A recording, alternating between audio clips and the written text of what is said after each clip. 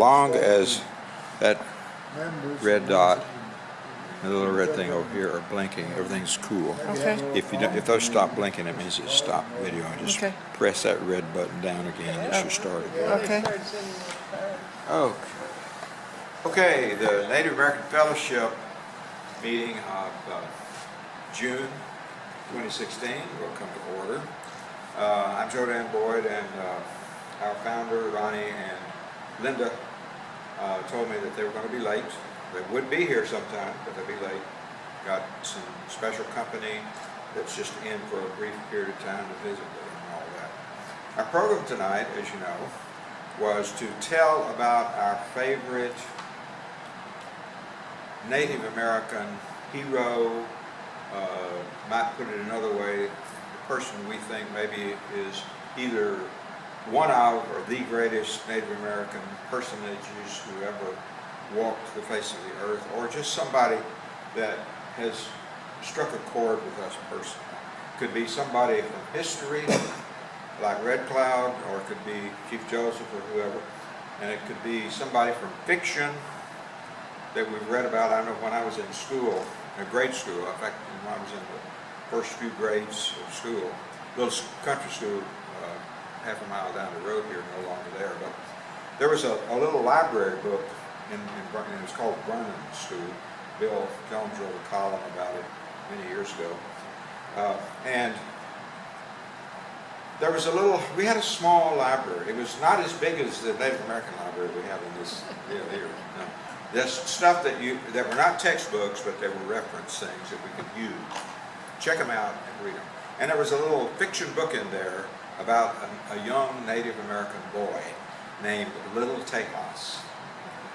And it was a wonderful little book, and I think most of the boys read it, and really liked it. So it could be somebody like that, a fiction person, and all that. Or it could be somebody you know personally, which was my choice tonight. My choice of my favorite Native American person that I would like to talk about briefly tonight is Dewey Goombye. This is his picture. He was the guy who wrote a letter to me when I was 15 years old. I was, I believe, a sophomore in high school, Winsboro High School. And he got my name out of the Farm and Ranch magazine youth section. In those days, all of the farm magazines had a youth section in which they invited contributions from young people. And they had pen pal sections where you could put your name and interests, and people could write with similar interests, could write to you, things like that. They also had a deal where you could, a system where you could progress from, I think it was third or fourth class, all the way up to first class, honor roll, I think it was, called it the youth honor roll, and you advance in that by virtue of contributions to the youth section of the magazine. And I remember I wrote my first fiction story that was ever published anywhere when I was 14 years old, which would have been, I guess, the year before I got the letter from Dewey Goombye.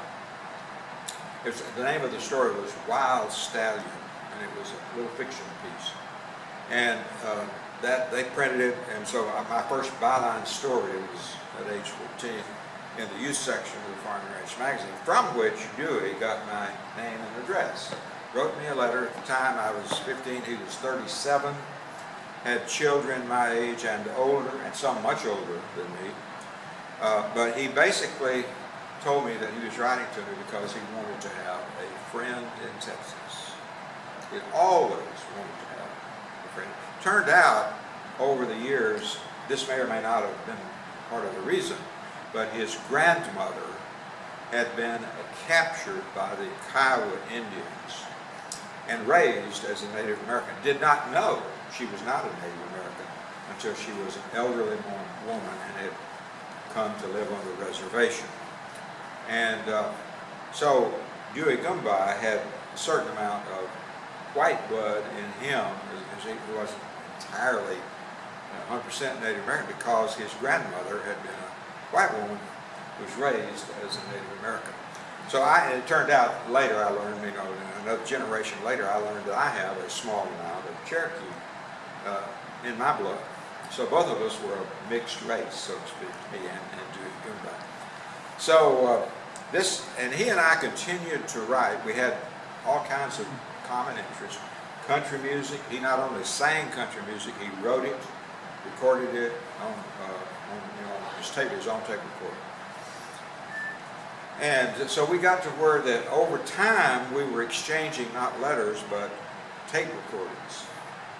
In other words, tape letters, and that was kind of common back in a certain era.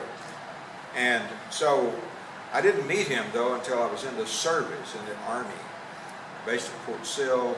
Sometime in the very early '60s, I had a 2-week summer active duty period at Fort Sill, and I went down to meet the Goomba family. And it was at that time that his mother was still living, and she had made me a beaded belt and also a beaded necklace for my wife, and and then over the years a lot of other stuff that has not survived. You know, when I was a teenager, I wore that belt instead of hanging it up on the wall. And I eventually wore it where the beads had started coming out. And I just didn't realize how valuable I should have taken better care of it. We met. His brother was Robert Goomba was the chief of the Kiowas at that time. And then I was with the National FFA magazine for 2 years, 1958 to 1960. And Robert came up to do some lobbying with the government concerning some broken treaties. And so he spent some time, Robert spent some time with me. I took them around, I took him and the 2 other chiefs, Apache and the Comanche chief came up with him. And so we kind of toured Washington, D.C. There's several things they wanted to see. And then I visited Dewey several times over the years. He visited me. I lived in Plano at that time. And we became very close friends.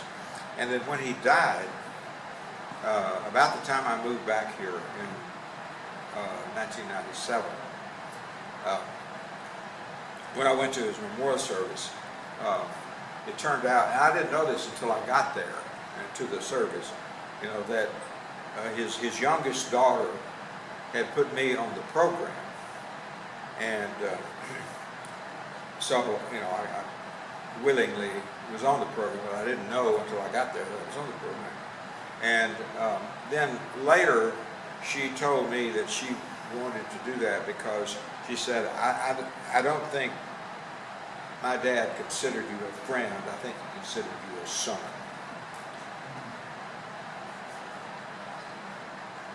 That's about it. You know, we were friends, all of them, from my age 15 until he died in the late 90s.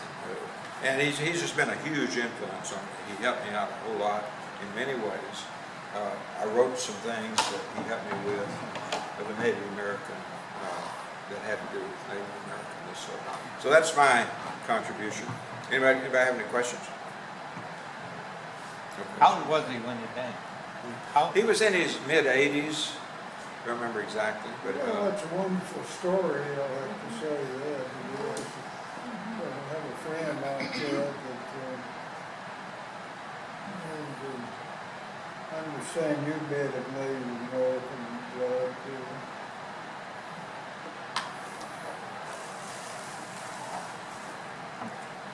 okay. If there are no further questions, who'd like to be next? You want to be next? Yeah. Thank you, Kathy. Yeah. When I found out what it was, I had a real problem because I got books, a lot of them. And Yeah. We can keep having the same program over and over again.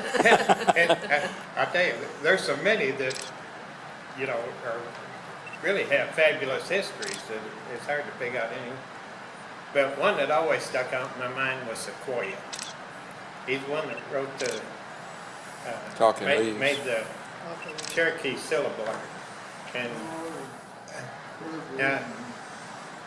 Sequoia was fascinated by the white man being able to have a piece of paper and put stuff on this paper and send it to somebody else, and they knew what they were saying. It just something that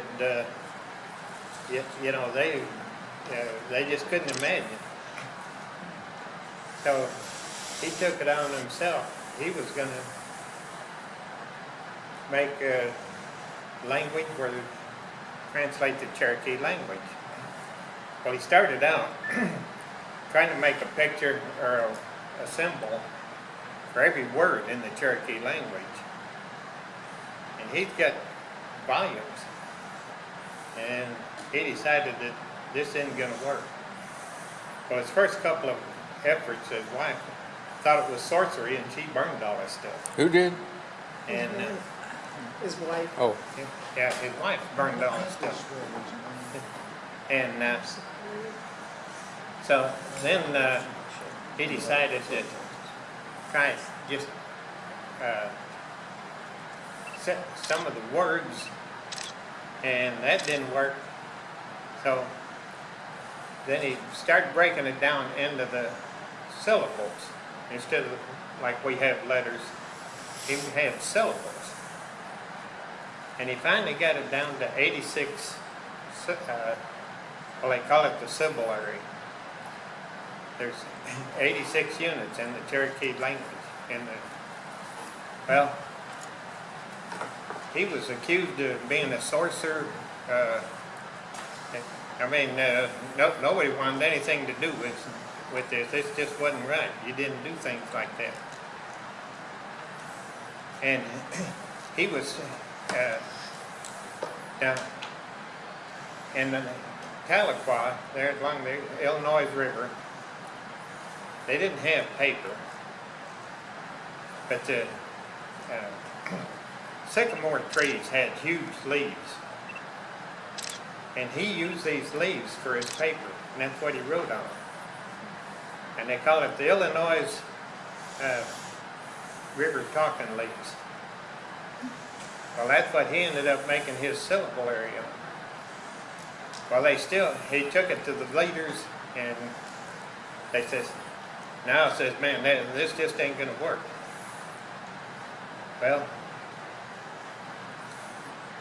he taught his 6-year-old daughter the syllabary, how to read and write. That's the only one he could convince to learn it. Well, he went to the tribal leaders and explained it to them.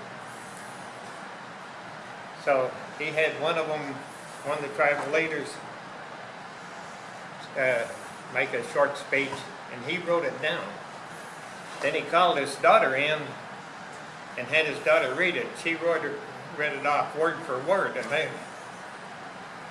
they were just flabbergasted, that this was possible.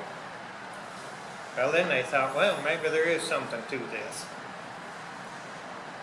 And so they gave him a few more students. It took several months to teach several more students. And then it kind of exploded. Now, this is the Western Cherokees. What years are we talking about? Pardon me? Years. Approximately what years? Okay. He made the... now, he started around 1809 trying to make the syllabary. But it was, I think, 1921 when he finally got it usable. That man, he was an outcast. He was crazy because he worked so much on this. He a couple of years he didn't even make crops. He didn't even get his crops in because he was working on this. Was he original Georgia Cherokee? Pardon? Was he Yes. originally Georgia Cherokee? Yeah. From Georgia. Okay. Yeah. Was he New Chota? No, well, now that came later. Oh,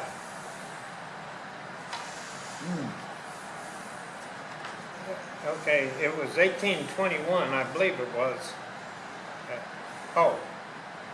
In 1821, he completed his independent creation of the Cherokee syllabary. Okay. And how do you spell that word? that's Syllabary.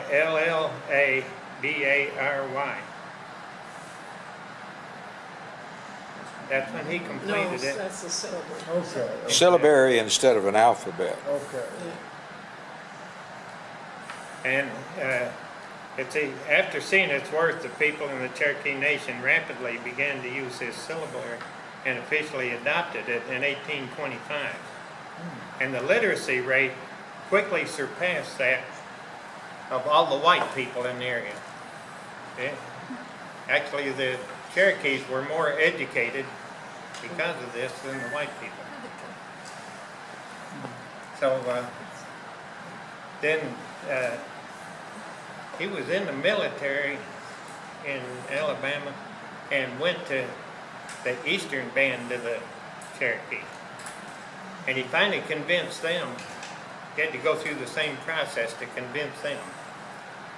Well, all of a sudden it dawned on them, hey man, this is great. They decided to publish a newspaper, and the newspaper was called the Phoenix. Called what? Cherokee Phoenix. Phoenix. Phoenix. And we've seen there in New Echota, Georgia, the original Phoenix newspaper office. They still got the original equipment in it. And the whole building is about the size of that lobby.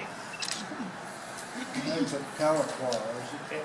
No, that's No, a that's in new- New Echota. The Phoenix was printed in New Echota, Georgia. Okay. But he started Oh, he did, okay, he had migrated to Oklahoma. Yeah, he went to after he got to Oklahoma, the Western Cherokees using this and getting educated. Then he went to the Eastern band and started educating them. They came second. Okay, that's. Now, You see this big, this right here, this from it. so anyway, I've always been fascinated by his story because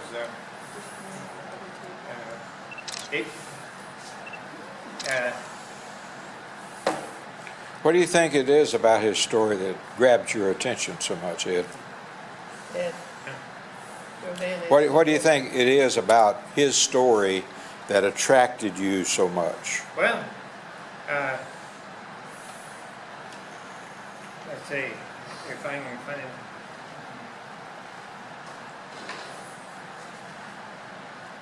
Anyway, he is one of the very few in the history of the world that has taken illiterate, uneducated people and made a writing system and educated the people. Now, I don't have a picture of him, but I know well, we used to know a lady, Joanne Tanning, who's a Cherokee, and she would take the leaves and she would paint them. Now those are the same leaves that he wrote his syllabary. An actual leaf, and she painted. Here's an actual leaf from the Illinois rivers. Wow. I told her, I said, I love pheasants, so she painted that for me. Wow. Is that a sycamore? Sycamore. Hold that, Ed. I'm having a little bit of a That's what, problem. One more those time. leaves is what, Hold it up there. and those leaves is what Okay. Sequoia used for all his writing. They didn't have paper, so he would dry and press the leaves, and that was his writing material. Well, you know, they had paper at that time, but why he couldn't obtain paper? Well, the white man had the paper, but the Indians. Indians were, yeah, they didn't allow it. But the Cherokees of Georgia, they were, you know, independent farmers. Oh, yeah. Yeah, they were. Yeah, and he got, he missed some crops because he was working on this. And, it says Illinois River Tonkin Lakes. And It's really pretty. anyway, I told her, I said, well, I love white buffalo and I love pheasants. So she painted the pheasant, but she said, I don't have any more leaves, so she took some rawhide, stretched it on a frame, kind of like, a frame, kind of like I'm making the dream catchers on, and painted me a white buffalo on the rawhide. What does that say on that inscription? The inscription here, it says Illinois River Talking Leaves. And then it's signed here by Joanne Tanner. Say again who she was. Joanne Tanner, Joanne Tanning. Tanny. Tinney, Tinning. And what is her title or connection? She didn't put a title to it. I just wanted the pheasant, and she painted We it. met her in Tahlequah, So she's just a historian of some kind. yes. Yeah. An artist. Yeah, she's an artist. She sold a lot of her work for a lot of money, but was kind of. And how did you acquire that? Pardon me? What were the details of your acquisition of that again? Well, we used to go to the Tahlequah every year for the Cherokee homecoming, and several years there she was there, and we just got to know her, and Just a friendly gift. yeah, just we'd see her every year when we'd go up there, and she's a super nice person. She was. Now I got this probably late 70s, early 80s, somewhere in that time period. I don't think it has a date on it. It has something on the back, but I don't think it's got a date. No, it hadn't got a date. That's just her card. So do you know whether she's still living or not? I doubt it, because she was. She may be. She's in, at that time, she was in Gore, Oklahoma. Or, Gore, Gore, Oklahoma. no, I'm hard, it came out more. Oh, Gore. Yeah. I would guess at the time she was probably 20 years older than I am, so that would be pushing now late 90s. She's probably still around. And I But she was still alive. I Okay. believe it's, I'm not sure if this is acrylic or watercolor. Anybody got any questions for Ed? Okay, thank you. Who wants to be third? Who was first and second? I was first. Ed was second. Who wants to be next? I didn't know what the program was. Because she didn't get a thing. Oh, Somebody has lost their listings of Somebody being who? me. I could not find it. When So I how many went did you in send the out? cards. How many did you send out? Good meeting. Huh? To all of you guys Yeah. except her. All I could remember was You can have that Pat if you Bill want. and your name. That was it. So you're saying how many went out? All of Winsboro, because I could look up their address. Well- And I could remember the Owens name, so I looked theirs up in the phone book. Well, maybe that has something to do with our drop in attendance at this meeting. But the friend of Efton, now, I couldn't remember her address. I knew it was Mount Vernon. Efton Edwards did not get one? Yes, he did. Oh. Well, I thought Barbara Post office Powell helped me with that. Oh, Barbara's name's not in the phone directory, so. Do you need some help on that someone? No, I just need to find my, No, I Stupid meant list. on a whatever phone happened to- committee, I mentioned the phone committee before, along yes. with that. I think we need to form a phone committee again. Whatever happened to Georgia? She hasn't been here. Can't say. They pretty much quit, Georgia and Connie have both pretty much quit coming, there. Georgia has been here once, I think, in the last 4 or 5 months, right? And I don't hear from her anymore either, 'cause her husband died a year ago. Connie sends an email, responds to the email each month saying thanks. that's all it says, you know. Connie hadn't been here, well, a year or more. Didn't they move to Sulphur Springs though or something? They moved somewhere because I don't know. I sent a card to the last address I had and it came back. But it didn't give me a new I address. briefly talked to Georgia when I was in Arizona in February, and I haven't heard from her since. Well, Jenna, you know, remember when Elaine used to keep our mailing list up to date when she was secretary? I don't know whether Jenna has time to do it or not, but it wouldn't hurt to ask her. You know, the pastor seems to really like the idea of he's not here tonight, but he was here last time, and he's mentioned the Native American Fellowship as one of our ministries several times. So it might be that Jenna if you ask her, you know, maybe she could keep our mailing list up to date. If I could just find mine, I'd be ever so happy. Yeah, but you know, even Let me speak to the people of Chamber of Commerce just to see if, I don't know if they would put it on the marquee. I bet they would. And then we have a phone committee, and then I'm gonna start mentioning the newspaper more, make sure it gets in there. Well, have we ever put it in the newspaper? it's in the newspaper every month. Oh, it's in that. In that calendar section. Yes, that's right. This month it didn't show a time, but it showed the right date Okay. and the right place. It just didn't say what time it was. Well, we've got a problem, I don't know what it is, but there were people are not used to come all the way, and it's been months. Like, what's his name? Yes, like Steve and Sean and Renee, I don't know what their deal is.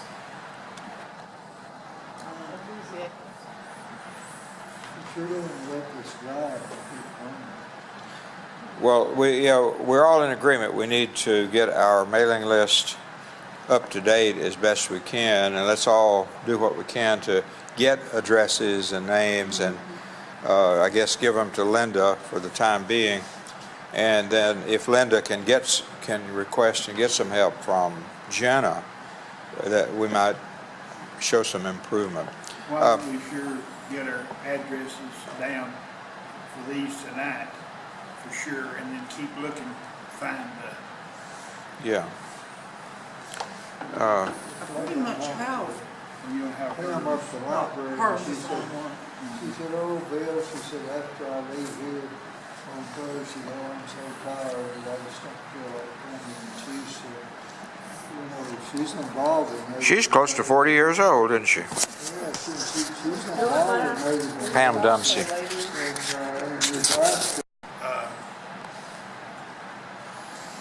Cherokee in East Texas. Anybody talk about that? Chief Bowes. that's for the Paul's descendant. Right. And so, the only thing I was gonna talk about some of that, that Chief Bowes, he was married to Sam Houston's his daughter. That's right. Anyhow, Chief Bowes, and then they lived up in Georgia somewhere, and then they left, and they went to Missouri the first time, and they were there 1 year, and there was when that great not flood, but the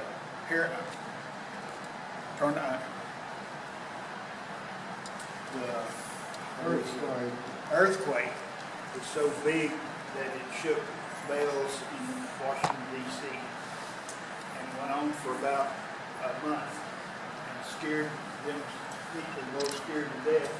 They left, and then that's when they came into Texas. And Sam Houston gave the land from the Sabine River down to the south into northeast Texas, southeast Texas, until they were, was going up until, I don't know, with Mexico when they got to fighting.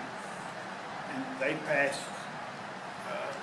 had to, as long as Sam Houston was okay, everything.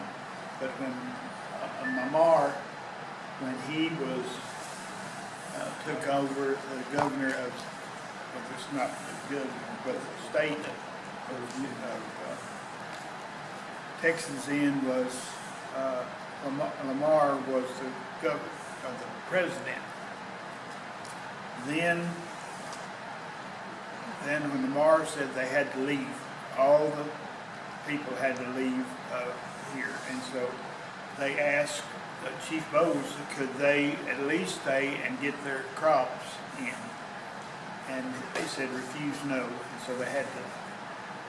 They sent 900 Texas Rangers fighting all the Cherokee, and there wasn't 70 or 80 men that were available, older men. And so in Cherokee County, where most of them lived then they started coming out, and to get away, they came, from Tyler back to Texarkana, not Texarkana, I can't help you on it. Canton, to, there was a I guess I can't quit. You're doing You're fine. doing great. Okay. Anyhow, the Delaware people were there, and they found a village there. And then that's when they killed the shooting, killed East Texas. And there, the fight was going on for several days, hours. And they started fighting, and they get away and left, and they killed Chief Bowles, and he was 90 years old, and he was shot in the back, Murdered. and He was murdered. murdered there. And most of the Indians, they went mostly into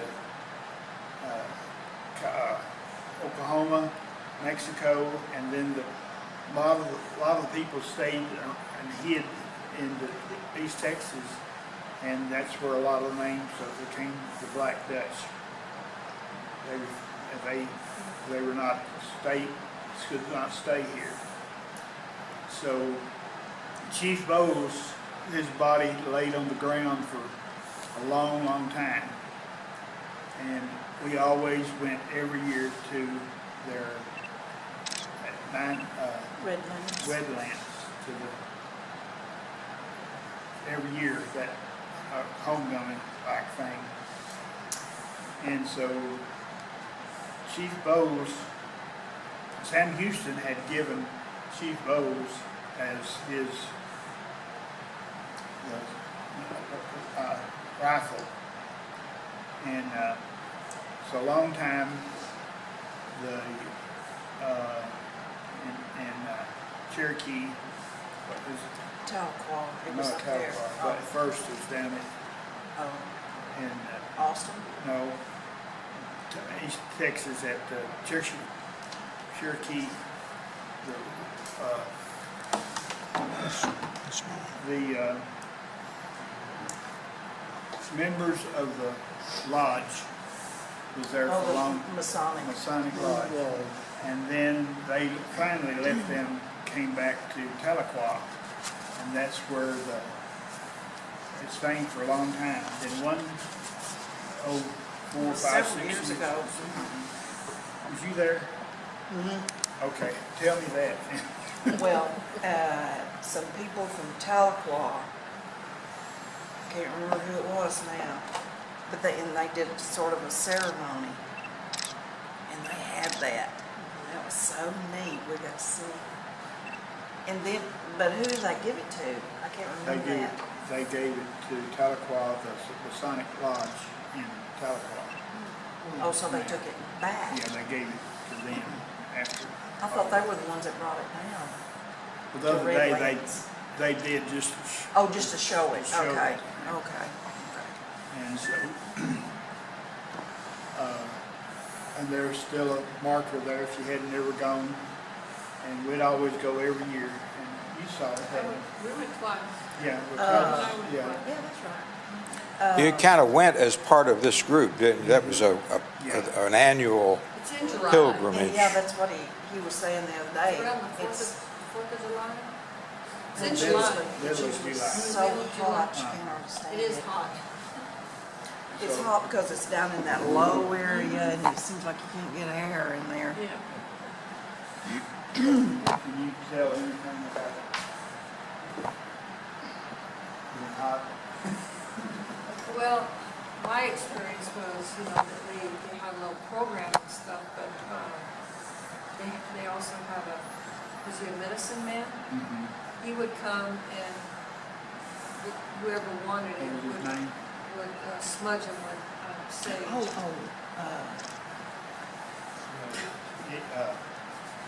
He did the ceremony up here, Bill, out at the Yeah. There's some pictures in there. the And then we smudging would walk down to ceremony. Oh, Danny Hare? Yeah, Danny Hare. Yeah. and then we would walk down to where the stone was that had Right. his memorial. And there's little trees, and people hang things on the trees. Yeah. You know, we actually did, Danny did a smudging at the Art Center one year. Did it? This group was asked to put on a program for the Art We Center. were going to take tobacco and candy. Candy for the kids and tobacco. Cloth, make the women's. Oh, yeah, and a piece of cloth or string yeah. As gifts for the spirits. Is that what they hung on the tree? Just people do now, when you go through there, you leave something there to remember the saints, not the saints, but The spirits, the spirits. the souls of those people who were killed. It was a massacre. You know, you mentioned about the Sam Houston bequeathing all of this land from the El Camino Real to around Nacogdoches all the way up to the Sabine River. It was given to the Cherokee Indians while Sam Houston was the first president of the Republic of Texas. Then the second president of the Republic of Texas, Mary B. Lamar. He was, I think, from Mississippi or somewhere, but he was an opportunist, and he said the only good Indian is a dead Indian. In fact, he came to Texas right at the beginning of the Revolution, and he never did do anything. But he gave the legislature. He is the one that gave all the land in Colorado to the government for compensation for the debt that they owed that the Republic of Texas owed the United States government. But when Lamar got to be president, he wouldn't even get it ratified. And like you say, they sent that army, 500 people to that area, and by that time the Cherokees, most of them had given up their weapons even to satisfy the government. And they just murdered them, and then what few hundred was left, this was one of the Trail of Tears, from around Jacksonville up into Oklahoma. And the Indians, the Cherokees of East Texas, they were treated as as bad as any group of people's ever been treated. So many of, by the time they got to Oklahoma, there was very few of them left. And it is a sad page of American history. And they won't, It is. nobody never tells anything about that.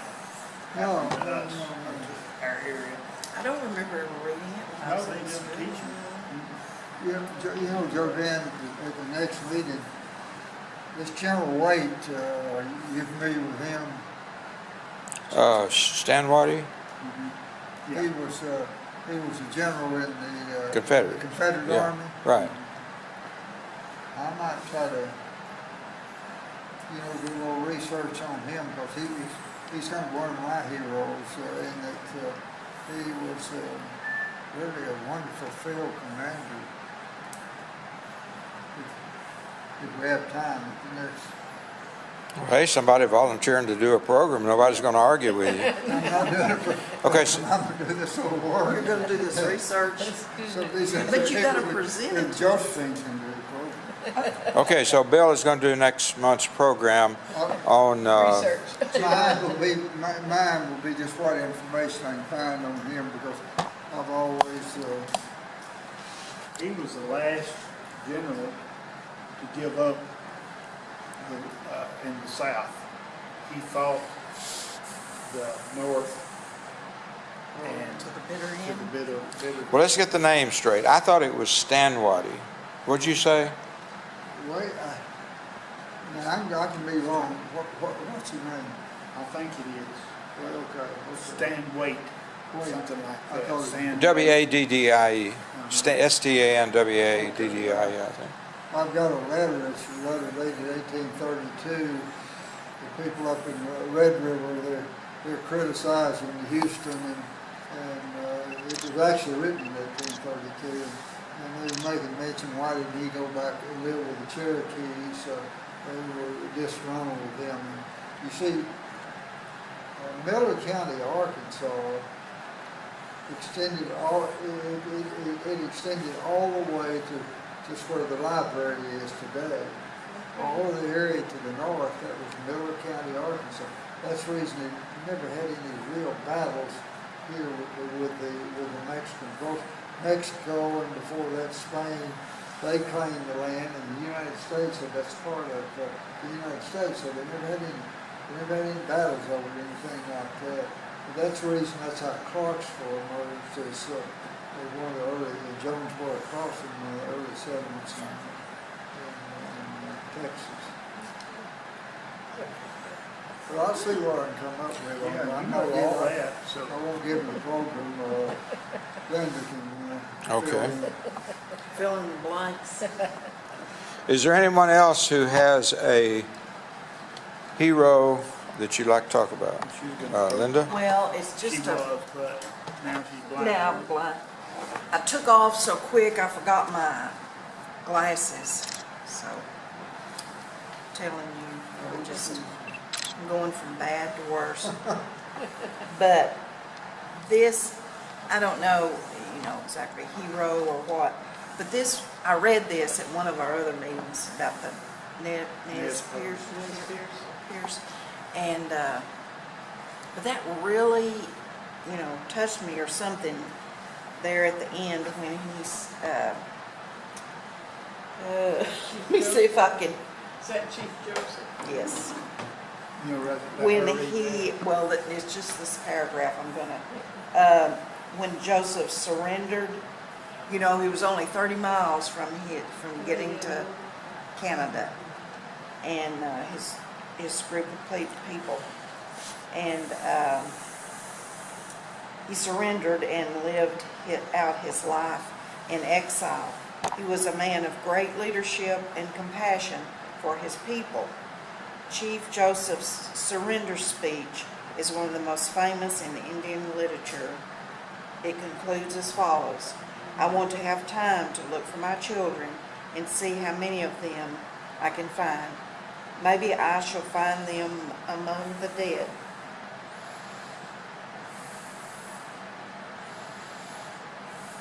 Hear me, my chiefs.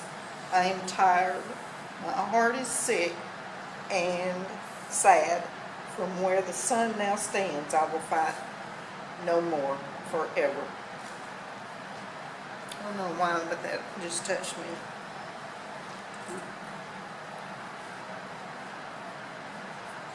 Yeah, Chief Joseph. Any questions for Linda? Don't ask me any questions. Any questions for anybody that's made a presentation? So this book, you might show what's, It's pretty cool. We got it from Shirley Allen. Shirley gave our program, On the horses, yeah. on the horses and stuff. Hold that book And we up. got this book from her because she went up into,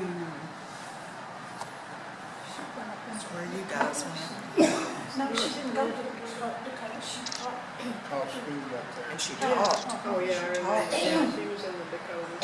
Right, and, anyway, she's got quite a bit of Indian things, and not a lot, but anyway, we got this, she had a garage sale, and we got this. And it tells it's just a, what's a short, a synopsis, is that the word? Of all the different tribes. Actually, it's a coloring book for kids, but it's very interesting. Coloring books are for adults now, too. Yeah, they have them for the adults. You can color in Anyway, there. Yeah, yeah. But anyway, it tells just a little bit about each tribe. You know, two people I remember in the Native American heritage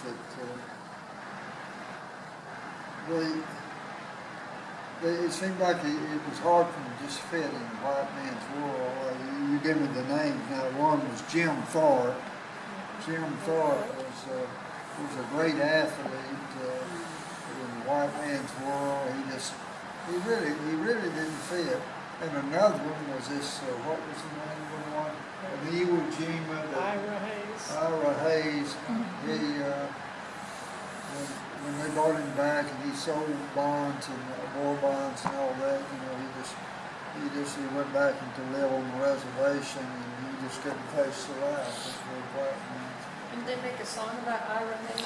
Yeah, I was going to say, Doc Davis was if anybody's interested, one of the Johnny Cash albums is called Bitter Tears, and it has the Ballad of Ira Hayes in it, as well as the Sequoia song titled Talking Leaves.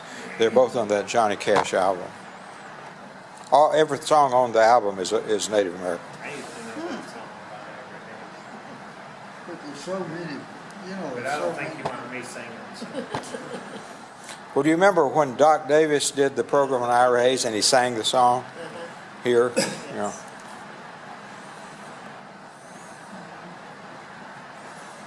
Anybody else have any comments? I'll mention one other thing about Dewey Goombay, who was my personal friend from age 15 until he died in the late 90s. When I was in Philadelphia, 7 years up there, I worked on a master's program part-time at the University of Pennsylvania, and I majored in folklore. My master's degree is in folklore, and one of the courses I had to take was called The Folk Tale, and we had to do a special paper on that, and I had been corresponding with Dewey, and I told him about that, and he asked me if I was interested in the Sanday Tale, S-A-N-D-A-Y was the way he spelled it, and it turned out it's spelled different ways by different sources, but there were tales well known among the Kiowa about a kind of a I don't know if you called him semi-divine. He was not human. A superhuman character called Sanday, and he knew a whole bunch of the folk tales that had been passed, and he'd heard them told all of his life, and he sent them to me on tape, and I collected them by tape from him, and then analyzed them for the paper and all that. So he helped me get through one of the courses for our master's program at the University of Pennsylvania. And he, as I said a while ago, he wrote songs himself, And he wrote one time, dedicated it to me, called My Old Texas Home. And of course, you know, he sent me a whole bunch of his songs that he'd written on tape. He played guitar, and he also yodeled.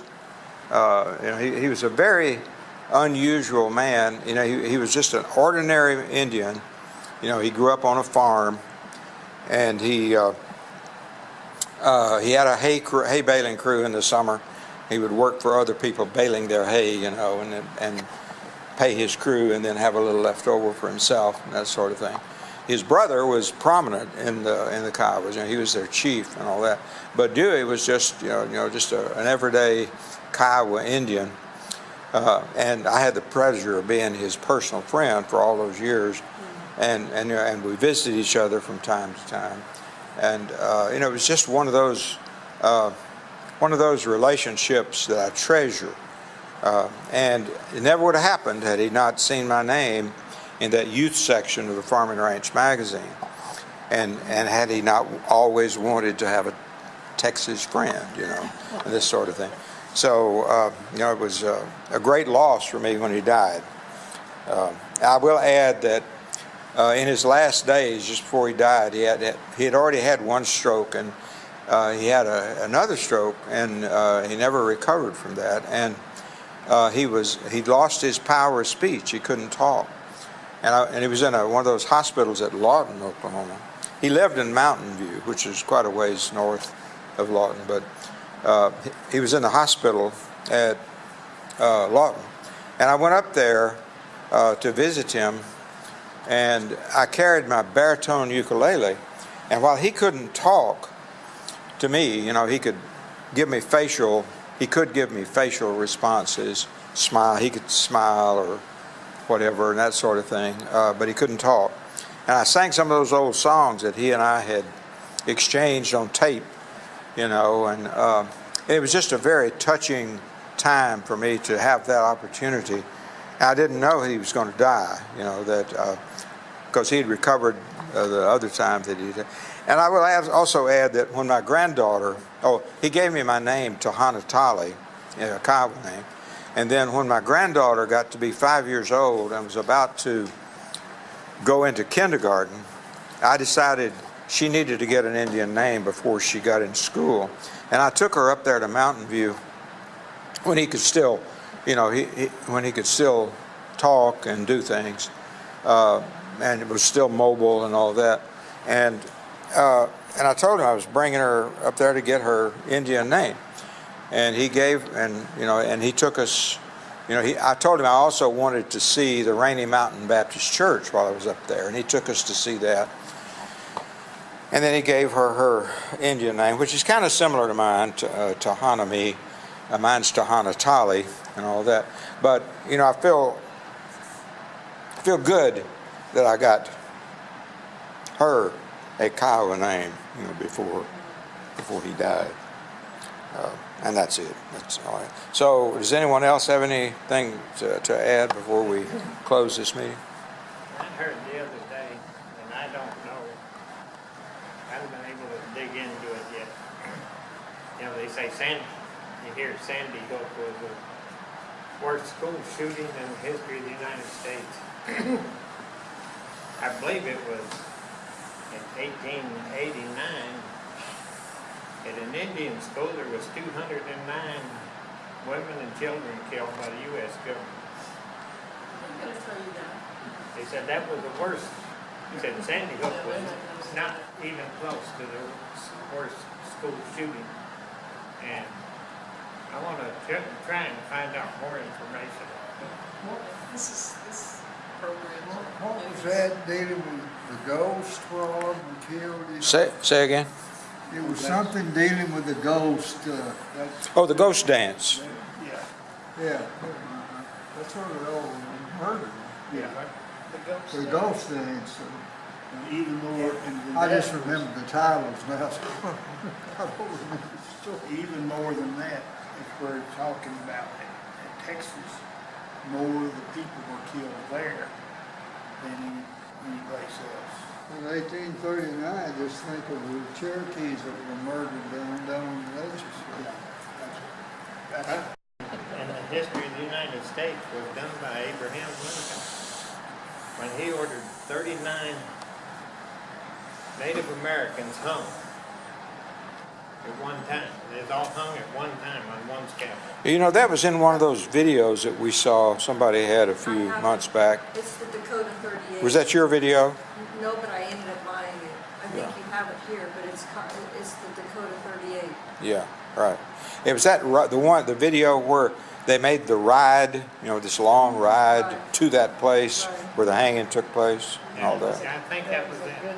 You know, in the Cherokee land that we referred to in Chief Bowles, Lamar was connected with white real estate men, and they wanted all that land, and they were able to steal it by creating that war with the Cherokee. Dan, maybe what you should do is when you get your research on that, maybe after you get the research done, you could do a comparison of what happened to those Indian kids compared to Sandy Hook. That was not the worst. That this was the Native American kids, and put it in the paper. That's a ghost thing, so I'm sure that you're referring to 1889. I think it was 1889. I wouldn't swear to it, but it's, for some reason that rings a bell. In the Northwest, where was it? Was it Joey? Are you putting the 1889 date to the hanging of the 38? No, that was a school The shooting. Yeah. ghost dance where they. Oh, the ghost dance. Yeah, that would fit that. All these people. For some reason that It was rings. cold weather, Yeah. they were just out there for days and frozen. Dakota. Cold, it's so cold. Have to research that, see.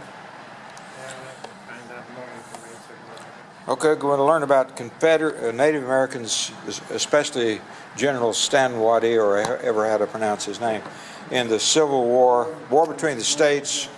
I prefer to call it the war between the states than the Civil War. I'm not sure that if you really want to be totally accurate about what a civil war is, I'm not sure the war between the states qualifies as a civil war, but it was definitely a war between the North and the South. So if anybody's interested in looking into that, I'm personally convinced it doesn't meet the legal definition of a civil war. If you're a southern person like me, it's war between the states. If you're from Massachusetts, it was rebellion. It's what? Rebellion. I remember I was at Westover Air Force Base. I got in a fight in Springfield. One day I was out and they had a big statue, and they referred to it as rebellion. And this guy from Massachusetts, and we were out there at a block. Talking about the war between the states.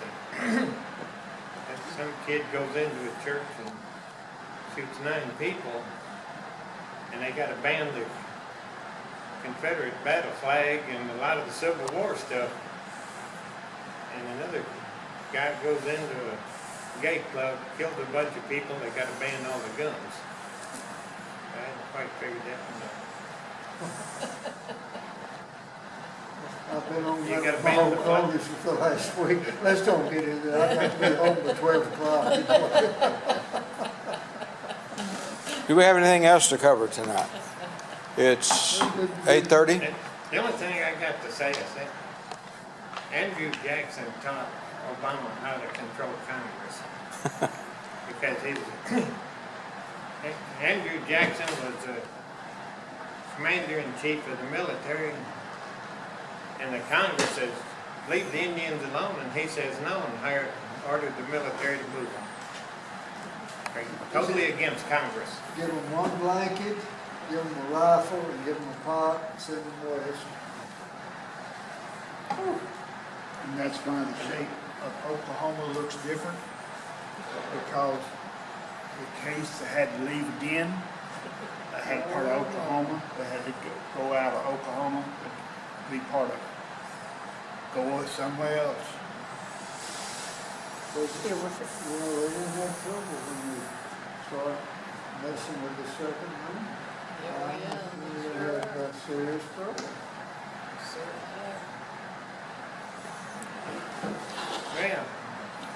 Are we ready I to think we had a adjourn pretty tonight? good- Are we ready to adjourn? We're ready to adjourn. Okay. There are several things in that story book in here that we, Maybe next time we can just bring that out here and let's go through it and see what we got. Over the Probably library. forgotten there's a what's lot. in there. What we probably ought to do is catalog that library. Have cards for each one, so that if anybody takes one out, you know, we have a Well, we record try of to do it. that, but I'm to have, we could look at some of that stuff and we know what kind of a program we could have. Yeah, I Yeah. thought that's what you were gonna do this time. 'Cause y'all were We in did that talk room. about it. Yeah. well, Have I got your phone number and everything? You know, we've been talking about, like I said, Corey, and we've written it, and realized, actually, two of my real favorite Native Americans or Navajos, they were written by Tony Hill, and they're totally fiction, Jim Chee and Joe Lee. that's a good I note to love quit them on. guys. I read some. I've read every one of the books. They're good books. Yeah, I get those. Oh, The yeah. regular ones are good books. We got every one.